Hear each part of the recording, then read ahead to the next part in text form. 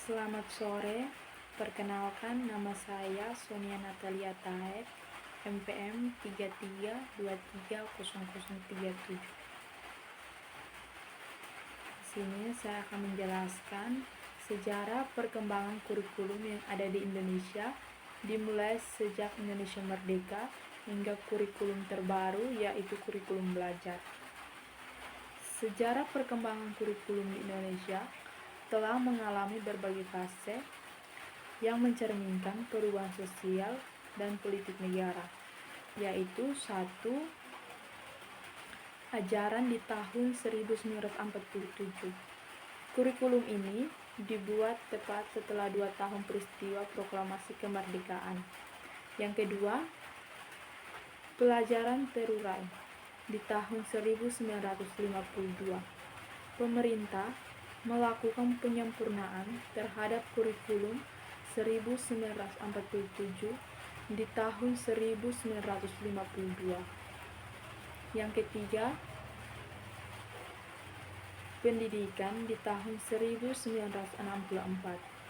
Konsep pembelajaran dalam kurikulum 1964 berfokus pada pengembangan moral, kecerdasan, emosional, atau artistik, keterampilan dan jasmani.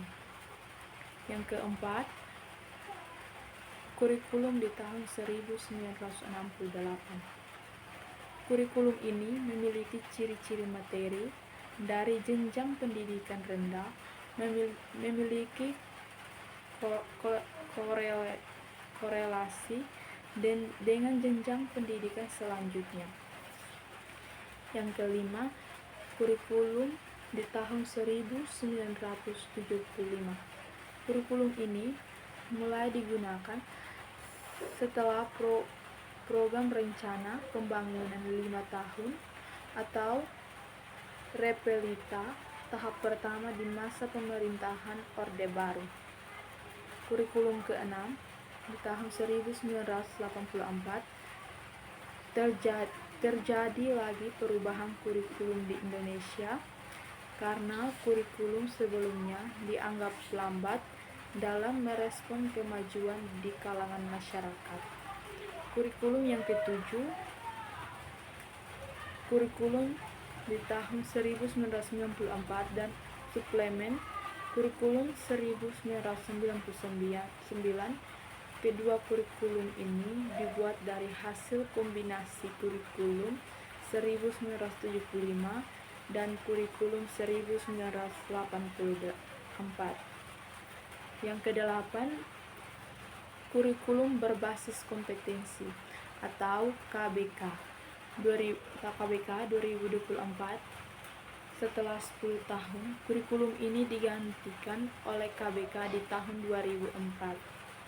Yang ke-9, kurikulum tingkat satuan pendidikan atau KTSP 2006. Kurikulum ini mulai digunakan sejak berlakunya Undang-Undang Nomor 20 Tahun 2003 tentang Sistem Pendidikan Nasional yang dijelaskan dengan lebih rinci dalam Peraturan Pemerintahan Nomor 10 Tahun 2003.